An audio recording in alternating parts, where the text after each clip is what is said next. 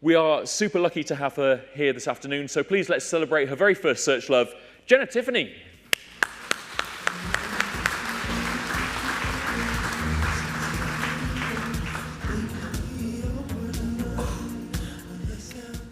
Okay, hi. Thanks for having me. This is my first SearchLove, and I'm not talking about search. So please be gentle with me, because I'm going to be talking about GDPR. So I just want to start. How many of you raise your hand if you know what GDPR is? Yes, more than 90%. I'm so glad. I had a little chat yesterday with somebody from America, one of the speakers, and they hadn't heard of GDPR, so I was a little bit concerned about that. So I'm glad to see most of you have. So I'm going to be talking about what I've learned as an email marketer going through one huge amount of change. You know, the legislation was the biggest change in the UK for the past 10 years. It was a massive transformation.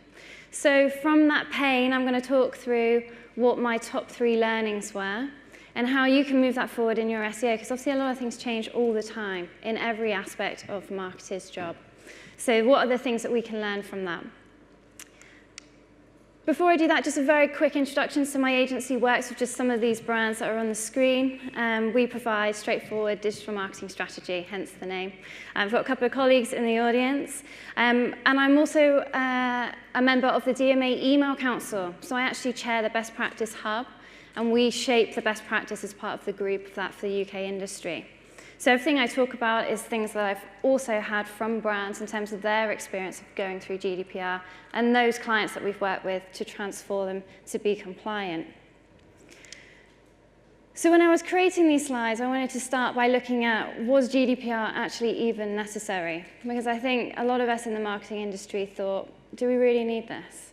Do we really need this hand-holding? Do we really need this slap on the wrist if we do something wrong? I think you only need to look at the number of how many breaches there were last year alone to see that, okay, maybe we weren't quite putting the security in place for the data that we had. There's been so many talks already today about putting the customer in the center, but also about all of that data that you have access to, everything that you can do with that data. And we do have access to a lot of information that consumers probably didn't realize that we had a lot of access to. The interesting thing with this is that actually the biggest risk to organizations isn't from a malicious outsider in terms of their data breach. It's actually accidental loss. So somebody internal in the organization has lost that data, or they've not been secure with it, and therefore that has given them the biggest risk to that organization. We all think that terrorism is a really big impact on an organization, but actually a data breach is number 2. And a cyber attack is number 1, and terrorism is way down there. The impact that this has is that actually 90% of consumers want more control of their data, and this was a survey taken by the DMA ahead of GDPR. So consumers wanted it, because they didn't feel that we were necessarily telling the truth of what we were doing with that data, nor looking after it appropriately. So, okay, I think I've established that, yes, we probably did need GDPR. But what I'm going to talk through is the analysis of what I've taken from working in email and being a consultant, that actually we've gone through this entire emotional cycle of change from the start of GDPR, getting agreed, all the way through to its being applied and implemented to today, to actually having to comply with that legislation. So I'm going to go through each of these stages of what it felt like as an email marketer. So the first bit was that we had a lot of contentment. We had the Data Protection Act 1995. Put your hands up if you've heard of that before. Wow, it's like literally less than 5 people, yet you all have heard about GDPR. Okay, so the Data Protection Act is what we were meant to be adhering to. GDPR's overtaken that. When you think about 1995, this was the phone that we had. We didn't have Wi-Fi on our phones, we didn't have Google Maps, we didn't have anything like the technology that we do today. And legislation was falling behind in what we were capable of being able to do as marketeers, but also as businesses for the consumer. Then we went through this whole change and approval process. So this is where the EU and the governments are determining that actually, do you know what, this legislation is not fit for purpose anymore. This started in 2012, these discussions about GDPR. It then went through all of this to get to where it is today, to agree that in 2016 that it would go live on the 25th of May 2018. So that's a 2-year period to get ready. That's a long time. But we had a lot of this, denial. This is the search trends for GDPR across those 2 years. That peak there, the day before it was due to come in. Astonishing. I'm not always going to talk about this in a very positive light. A lot of people talk about GDPR, and it has brought a lot of positivity to the industry. But I'm going to be very honest in terms of where we've come from as marketeers. I sat with a client in 2016 who wanted to use a marketing list that they had bought. They didn't know what consent it had. They hadn't checked it. They wanted to just send it, just get that email out. And I said to them, look, you shouldn't be doing this today, but have you heard about this new legislation that's coming into play? It's called GDPR. There's going to be fines. You're going to have to be able to have consent and prove it. Well, when's that come into effect? In 2 years. Yeah, it's fine. Let's just keep going as we are for now. We've got 2 years. It doesn't matter right now. It won't affect us. Then Brexit came. The whole discussion around Brexit started. And there was a lot of rumors in the industry that actually Brexit would stop GDPR because it's an EU legislation. And that's complete and utter bullshit because it's written in UK law. But this went around in the industry for about 6 months of companies believing this rubbish that was getting put out in the industry. Then there was a lot of, yeah, we don't need to worry about it. We're too small. It's never going to affect us. We'll just carry on as we are. We don't need to worry about this right now. Let's just get that email out. And then it hit. And that's when the panic came in. That's when your inbox had a huge amount of emails going in. Actually, more emails were sent on the day of GDPR than on Black Friday. A huge number of emails were sent because everybody left it to the last minute. During this time, and this is all starting to heat up, you then have the Cambridge Analytica and Facebook scandal. And this started with consumers starting to blame Facebook, that they didn't know that they were using their data in this way. Us as marketeers did have an awareness that that was what was going on. That wasn't clear to the consumer. This is all before GDPR starts coming in. This is months before, and it starts to raise the profile of GDPR to the wider public. But then you start having depression and fatigue of Facebook from consumers where they see that Facebook's maybe not being as open and as explicit and as clear as they could have been, and they start to switch off. So this is a negative impact of not being openly clear on how you're using your data. Brands also then start cutting ties, so not only from a consumer's perspective, but also from marketeers, they want to start pulling away from Facebook, or because they're not looking after data, and because GDPR is starting to come in. It's months away. But there are brands that did do some brilliant campaigns. And this video here that I'm going to show you is from Manchester United's campaign on trying to talk to their fans to tell them what they do with the data ahead of GDPR.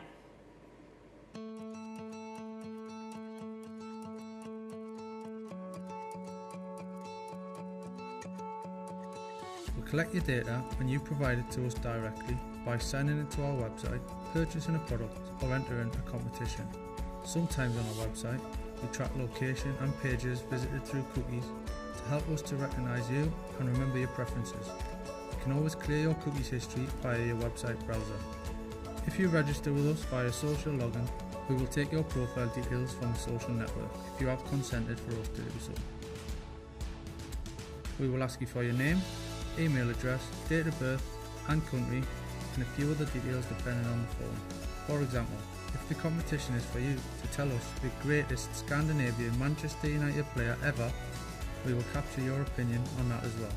If you are under 13, we will need your parent or guardian's consent before you can register with us. On our website, if you log in, we'll also collect other kinds of information, such as pages visited.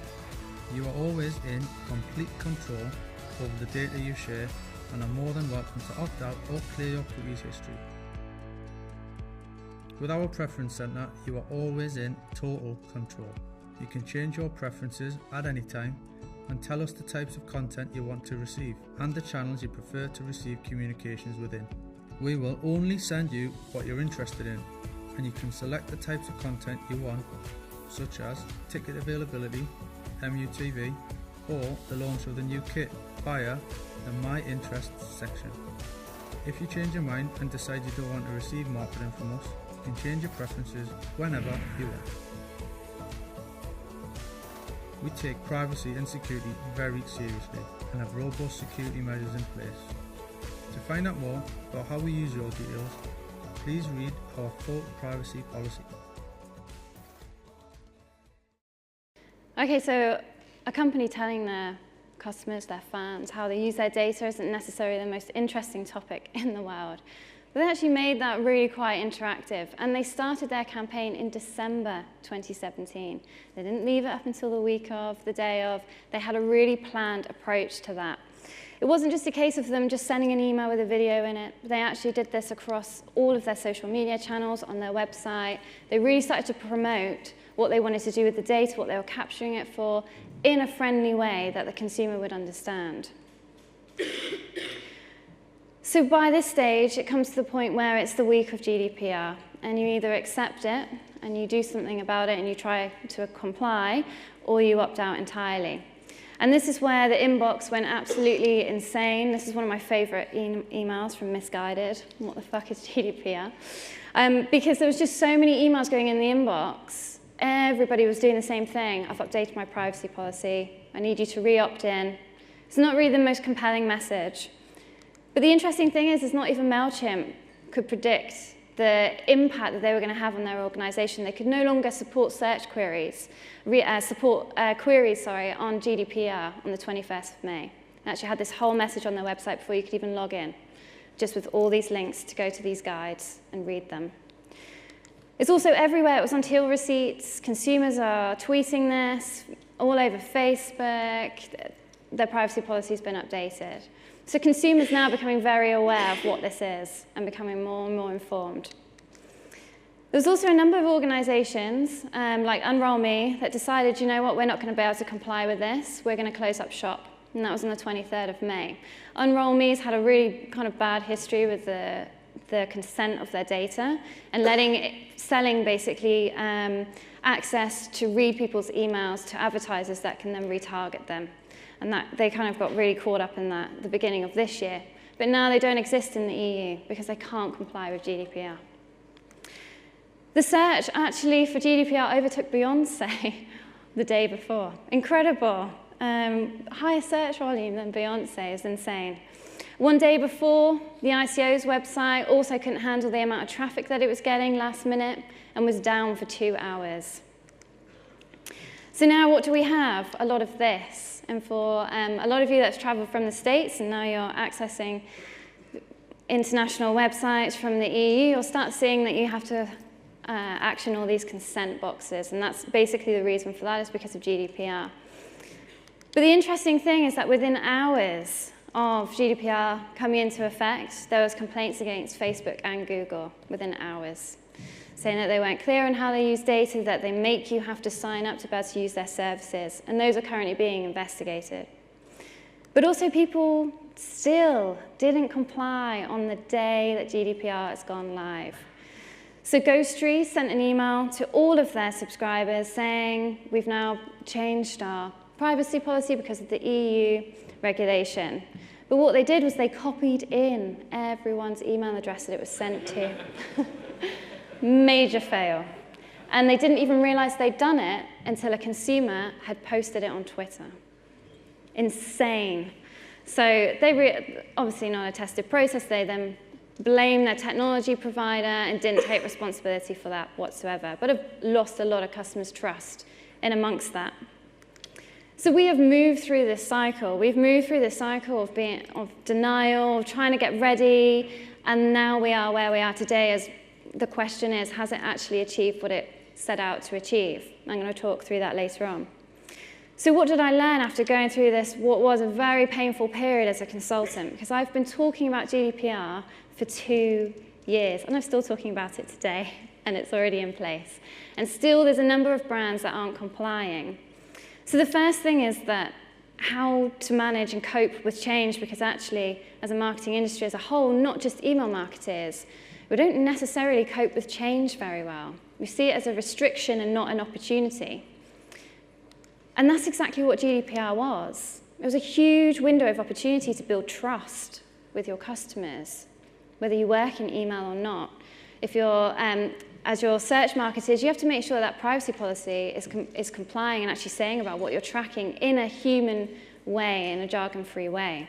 This was a massive opportunity for marketers to be able to communicate that and build that trust. We still have a lot more to do. 48% of consumers still do not understand how organizations typically use their data. And that was the whole point of GDPR, was to be able to make that really clear to the customer. The other really interesting thing about GDPR is 200 pages long, that marketing's mentioned twice and email's mentioned once. Yet email marketers took the brunt of that legislation, and it was all handed to the email marketer because we send emails to personal email addresses. So the main thing to take away is to be prepared. If you know a change is coming, or you know that you're going to have to battle change on a regular basis, be prepared. Because in the case of this, everybody sent their communication at the same time in that last week, last day before. So it didn't really give the customer much choice to opt in. It didn't give them much choice to absorb the information that you were sending, and you start to blur into the background. This completely ignores the first rule of business, to not be in a saturated marketplace at the same time. You need to differentiate yourself and find your niche. The other really interesting thing, and I've spoken to a couple of people about this, is that actually you should be managing change as looking at it as a marketing plan and not just ignoring all marketing principles and setting those right foundations. So you need to be thinking about what is going on. You need to get yourselves informed. What's happening? What's going to change? How is this going to affect my business and my customer? You need to set your market goals. What are you looking to achieve? How can you use this as an opportunity to reconnect with your customer or attract a new target market? And what is your strategy? You know, how are you going to get there? How are you going to fulfill and make sure that you're compliant, or that you are able to take on this change and move as a business, move forward? What's it going to cost? What's the timing? You've got 2 years to prepare. Don't leave it right up to the last week because you haven't got enough resources or you don't think it's that important, because your customer thinks it is very important. And how are you going to do it? What needs to change in the business? How are you going to measure the impact that it's had? For a number of businesses, they've lost 40% of their email marketing databases because they weren't prepared. They didn't have that marketing plan in place. So don't forget the marketing principles. This has been brought up quite a few times today, and I'm glad to hear it, that forget the shiny, shiny things. The latest technology is all really, really great. But if you haven't got an effective marketing mix in place, if you don't know the ins and outs of your product and how to communicate that effectively with your customer, then you're not in the place to start moving forward with the shiny, shiny thing. Make sure you have these fundamentals in place. In the case of GDPR, a number of marketers forgot this. And you'll see on the screen an effective marketing mix means you're matching your customers' needs, it's well blended, it matches the corporate resources, and creates a competitive advantage. For email marketers, all they did was match the corporate resources. They didn't use it to create a competitive advantage, and definitely didn't match the consumer's needs, apart from Manchester United example. So the second one, it's not about you, it's about the customer. It's not about how difficult it's going to be to make this change, get your business ready.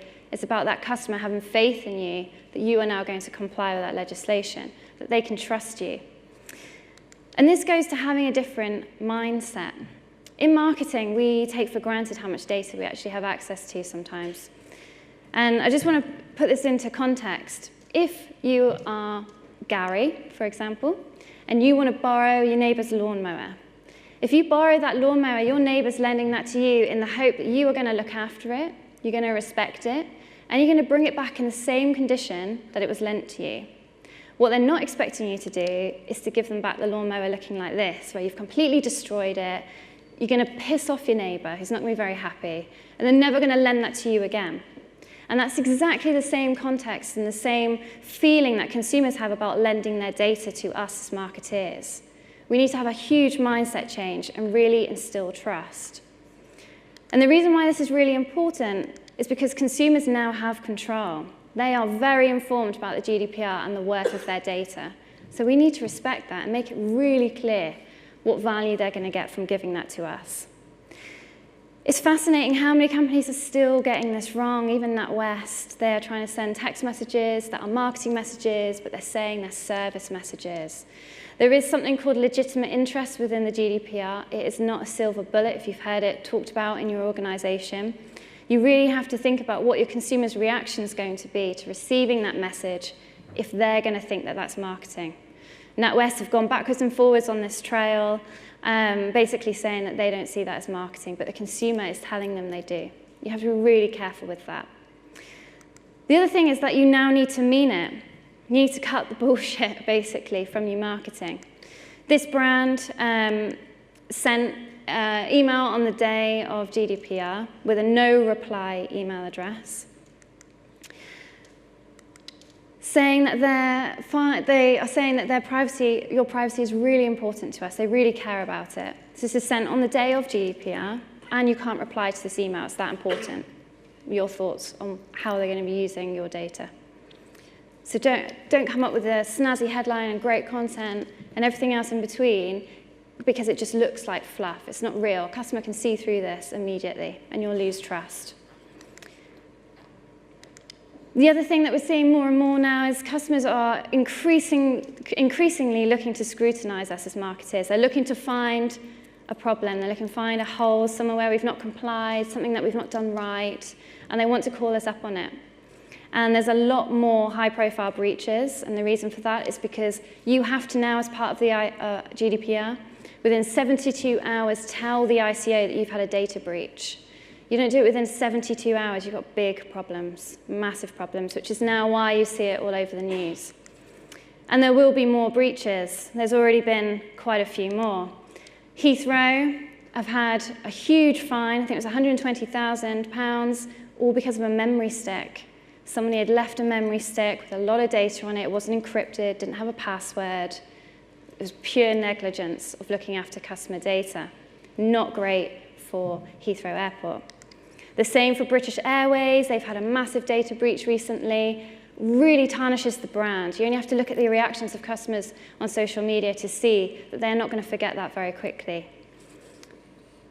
So the other aspect is your organization prepared? There's already been 2.4 million right-to-be-forgotten requests. Have you actually road tested this? Have you thought about testing a mock-up scenario where a customer asks you, I want to know what data you've got about me, and try to access that data? We were talking about this in the taxi yesterday. And actually, a number of organizations are going to struggle to do that, but you have to do that within a certain time frame, a reasonable time frame. So you know how you would test a fire alarm, and you'd all go out the building, you make sure where all the exits are. You should be doing the same with this. The impact to SEOs is that now Google Analytics is a data processor, and you are the data controller. So you control that data that you have within Google Analytics. And if you're not already aware of this, you really need to start thinking about this, because you are in control of that. You need to make sure that you are not passing anything that can be identified, because it's your responsibility. They are only the processor. You are the controller of that data. Okay, so I just want to talk through some of the key benefits of GDPR before this sounds really negative, because it's not. It's great for the industry. It's really given us an opportunity to build trust with the customer. So we either use that as a stepping stone for us to really communicate that, or we lose it entirely by not taking it seriously. The other benefits that it's brought is that it's an opportunity to consider the kind of information our customers actually want to receive. Now, you may think, yeah, okay, well, we had this before. We did, but did we all use it? No. I've seen a number of brands that just haven't listened to their customers, they haven't used that data, that analysis that they've got, and they've actually just pushed out the messages that they want to send, not the other way around, what the consumer wants to hear from you. You can gather more data and segment more carefully. Customers will give you your data if you're really clear about how you're going to use it. And they want to give you it if you give them a valid reason and can build that trust. Email databases is now all about quality and not quantity. And I am so pleased about this because all we used to hear is, we've got 1 million people on our database, but only 20% of those people actually open and engage regularly with you. So really, it's only that 20% that are worth the value. And it's about considering multiple channels. This has been mentioned a couple of times. It's not just about email, it's not just about SEO, it's about the whole customer journey, their whole expectations from you across your full marketing campaign. Okay, so my final learning is to not follow the crowd. So there was inbox mania, and everybody typically sent the same message. I'm going to bring up a couple of campaigns that were actually really effective in communicating something that is can be seen as quite a boring topic to a consumer. I've spoken about the Manchester United one being fully multi-channel and also very well planned and executed way ahead of it coming into force.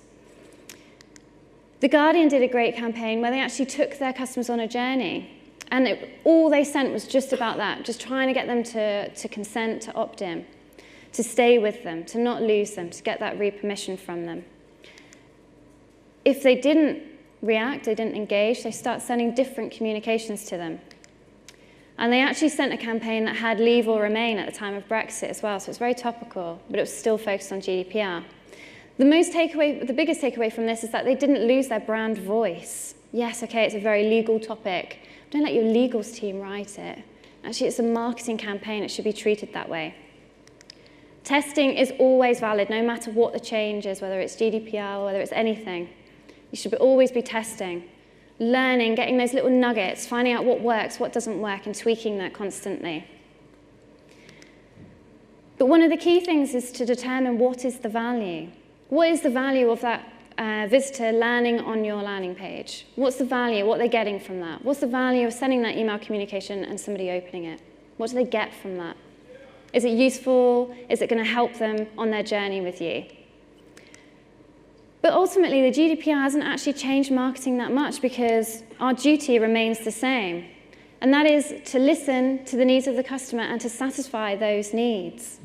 The companies that do this will be the ones that survive. That has not changed for years. Marketing principles that have been around since the 1930s are still valid today and still work. The approach that we had as email marketers didn't build trust in the majority of cases. We didn't allow our consumers to actually manage the inbox. We didn't put the consumer first, we put the business needs first. It gave our customers a really easy option to opt out. And some businesses now actually have, well, they have hardly anything in terms of a marketing database, so they have to start again. And if the customer sees that it's a rushed and it's last-minute approach and you don't look prepared for that change, it isn't going to really give them much trust that you're going to really look after that data. But GDPR is not the end. There is something else called PECA. Put your hand up if you've heard of this before. Wow, two people, 3 people? Okay, so that's really interesting because PECA is actually alive now. It's a legislation they should all be adhering to and know off by heart. This is the meaning of it from the ICO website. It's been in law since 2003. But what is actually changing in PECA is that the e-privacy directive is being replaced by the e-privacy regulation. Now, this is important to all of you in the room because it affects not only marketing calls, emails, text messages, and faxes, if anybody still sends a fax, but also cookies and similar technology. It's all about keeping communication services secure. It also focuses on customer profiling in terms of traffic, location data, which has been spoken about a lot today. The changes to this are currently being discussed in Parliament within the EU, but they could have a big impact on the cookie. This is replacing the cookie law that currently stands. So do have a read up on this. It's currently going through process. If it gets agreed, it will be in May next year, but there are a lot of things in the press already being just talked about with this. If they hit that May deadline next year, then it will be 6 to 12 months to be prepared and to be compliant with that law. So that's the e-privacy regulation, is replacing the e-privacy directive that's currently in place. And if you don't already know what this is, you really need to read up on it, because you need to make sure you're already complying to this. A number of organizations, including Honda, Flybe, actually broke PECA trying to get prepared for GDPR, and were fined massively for it. Okay, so to summarize, to be able to cope, you need to be able to cope and survive with change. You need to be able to, as an organization, kind of come to terms with things are going to change all the time. You need to be able to just react to that and be positive about it and see it as an opportunity. It's not about you, it's about the customer. So don't put your corporate needs ahead of the customer's needs. Don't follow the crowd. If everybody's sending the same message, everybody's doing the same thing, don't succumb to the pressure that you feel that you should be doing that as well. Be unique, differentiate yourself.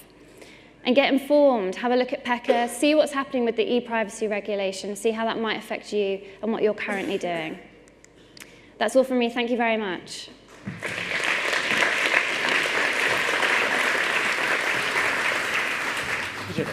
We've got time for one quick question. Someone had just asked about, with GDPR in particular, since the 1995 directive sort of felt woefully out of date by the time this came around, is GDPR a bit more future-proof? Do you think it's going to stick around? Is it going to need updating in the next 5 or 10 years? Yeah, it's a great question, because legislation historically has always been 10 years behind. I think GDPR will future-proof us in terms of the mindset change and how we need to be looking after data for the next maybe 2 to 5 years. But technology is evolving so quickly in terms of what we can do, whether or not that's going to be enough for companies to see that it's a huge risk to try and not comply with it is kind of another story. Interesting. We'll see what happens. Yeah. Jenna, thank you so much. Thank you.